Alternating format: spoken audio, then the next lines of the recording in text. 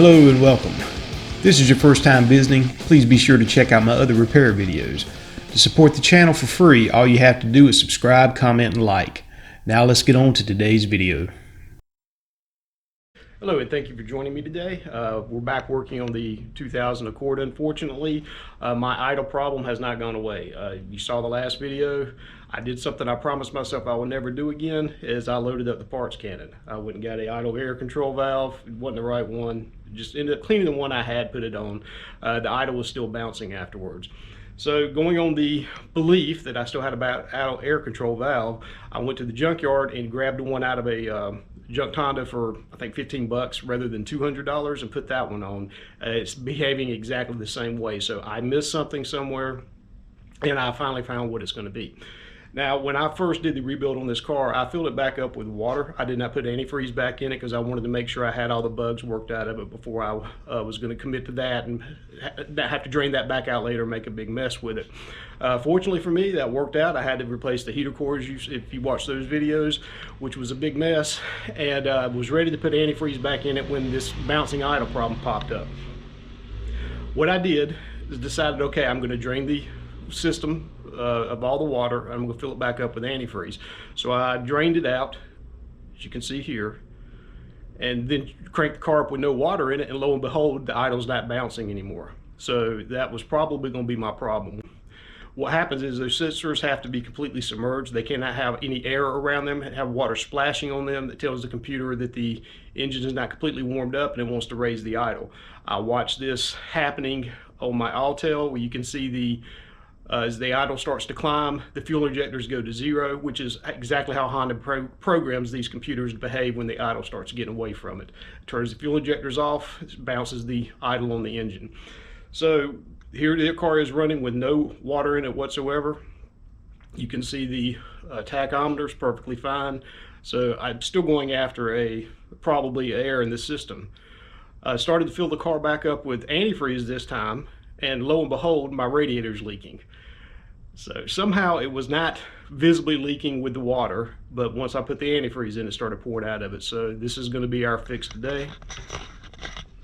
We went and purchased a new radiator. So there you have it. I'm going to go ahead and pull this old radiator out. It's not too much to it, just a couple of bolts. Get the water hoses off of it, take it out. We're going to switch the fans over to my new radiator, and we're going to get this put back together, and I'm going to show you how to properly bleed the system. Let's get you up on the stand and you watch the radiator come out. All right, the first thing I'm going to do is just going to get this upper radiator hose off here.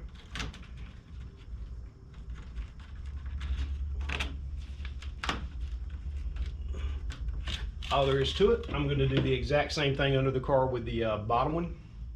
All right, with that bottom hose removed, I'm going to go after these. There's two 10mm fasteners on the top.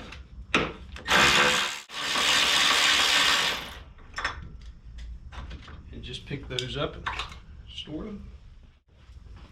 Get our little hose here for our overflow. And now I'm just going to go along the top and I'm going to disconnect the fans.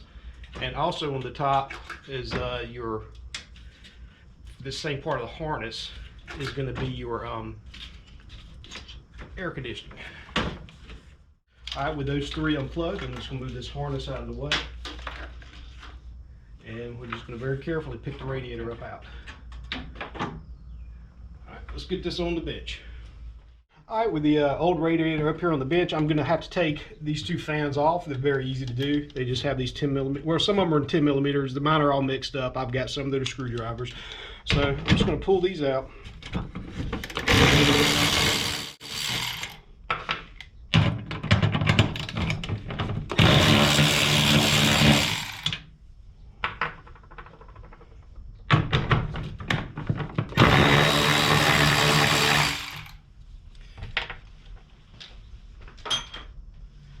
And that last one's just a big screwdriver.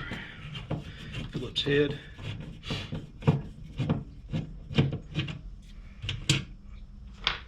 All right, and then you just pick the fans up. That's all it takes. These have pins in the bottom that sit here. That's the only difference between the two fans.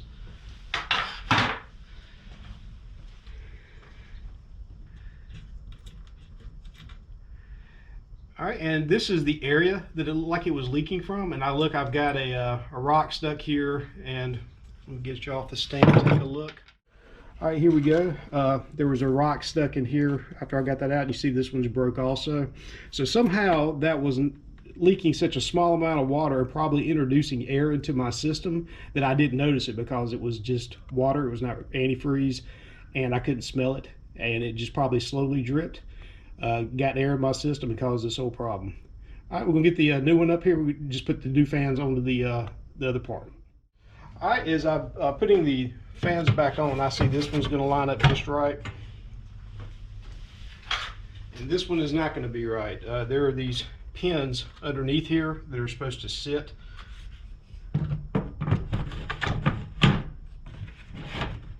I can see where it has a place to put the pin mounts there, but I don't have that. All right, disaster averted. I went through the box and I found the place, these little pieces that slide in, and then those pins can fit down in that. So that's not going to be an issue. The kit also comes with new nuts that need to be put in.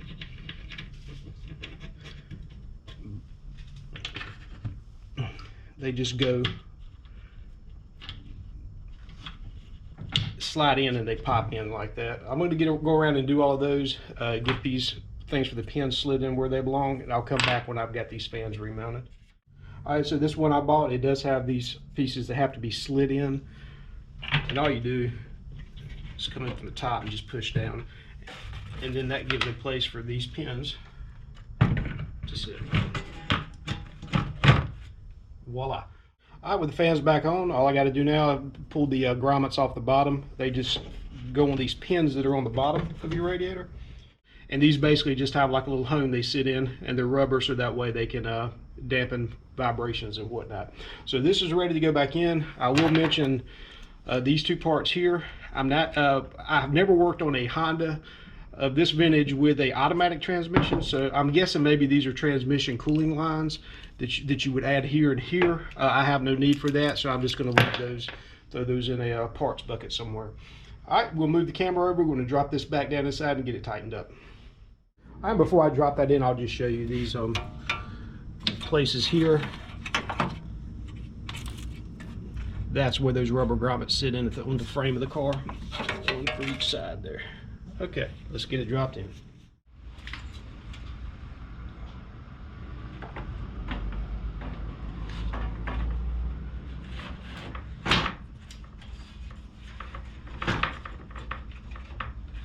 Just kind of give those both a wiggle, make sure I have them set back down in there.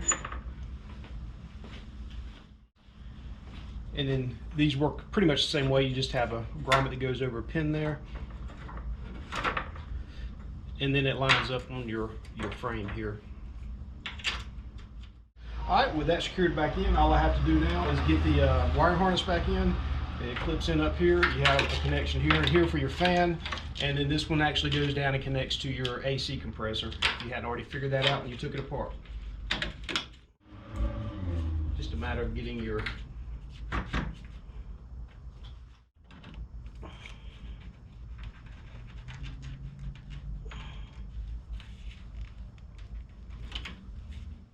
okay, I've got that all put back together now. The upper lower hoses are on. I got this taken care of. It didn't quite fit, so I put a little zip tie on it. I kind of heated that up a little bit to get it to stretch over that and zip tied it. All right, before I'm ready to start adding coolant to the system, the first thing I need to do is break the bleeder valve loose on this car. If you look back here, you go along your intake hose here, and this is your water neck back here that has your thermostat, and you see the main radiator hose comes off. And if you look at the let's see here if I can get it just right for you. Okay, you see right in the center of your screen, right there. It's kind of hard to get to it. That is your bleeder valve for this car. It's 12 millimeter. It works like a brake bleeder. Crack that loose, break it open. When you start putting your coolant into the system, you're going to hear air rushing out of that. You're going to watch it as it fills. When you start getting coolant out of that plug, stop, tighten that down, and then you're ready to finish topping off your system. All right, with all that hooked back up, I'm ready to use a spillless funnel to put the fluid back in this car, because part of it I'm going to actually have it open when the thermostat comes on. This will make it a lot easier, a lot less messier. You just find it comes with a bunch of different parts. You find the ones that match your setup, the rubber side down, tighten that, and then the funnel just goes in like that. Now I'm going to start adding coolant to the system, and while that's happening you can actually listen to the air rush out up at the bleeder.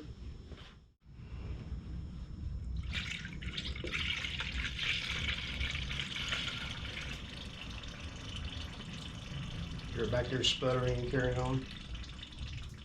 And with my 12 millimeter, I'm going to run that bleeder back down.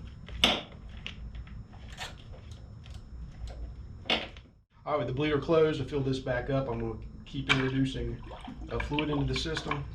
And while I'm doing this, I'm also going to massage the radiator hose.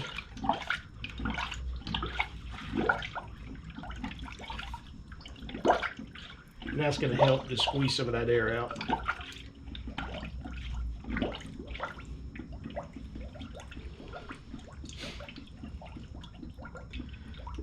As you watch the top of this, you don't want it to actually go down below the water level. So when you see it getting close, you need to plug it up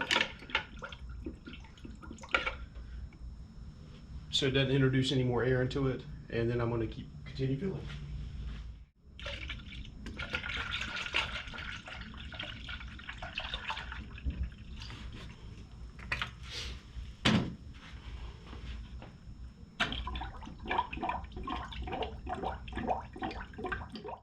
All right, so I've got this thing as full as I can get it. I've massaged this, got all the air bubbles out of it. I'm ready to crank the car up. So now I need to get the car up to operating temperature with this non-spill funnel on and without the plug in it. If you put that plug in there while it's building pressure and it opens up, it's liable to throw that clean out, and it's going to spray your whole garage and your face with hot coolant, so don't do that.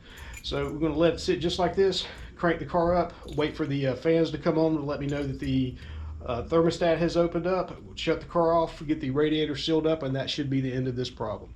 We're still watching this. Still had a couple of gurgles come up, which is exactly what we want to happen. Still massaging the hose.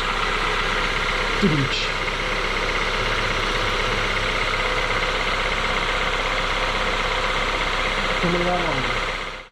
Alright guys, it's just too cold. I cannot get my fan to kick on. I could probably take it out and rev it up a little bit and work on it like that. But what I'm going to do is I'm going to go ahead and close all this out and put the radiator cap back on it, drive the car normally, come back, do this procedure again after the car has been driven, because what it's going to allow to happen is the air, any air that's caught behind the thermostat has to make it up to your funnel here. So once that thermostat opens, it lets the air through the engine and it can continue to get it to work out. So not going to be able to do that right now. Just going to go ahead and button this up. All we got to do to get rid of your funnel is block it off. I'm going to open our overflow.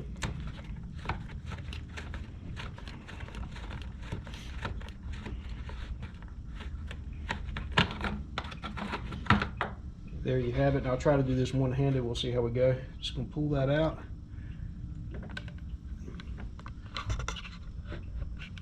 All right, sorry. And then we're just going to let that into the overflow.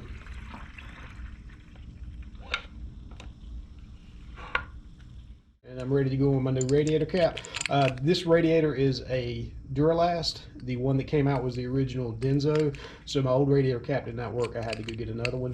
If you are using your old one, just make sure that it's the spring and everything still works in it, because this is actually part of your coolant system. That thing needs to be able to open up and let air out the overflow if it overpressurizes. There you have it. So there you have it, folks. A broken radiator caused all this trouble, and it was such a small leak that I didn't even detect it because I only had water in the system. I come to you, a humble man. A younger me used to always load up the parts cannon. The older me has gotten away from that.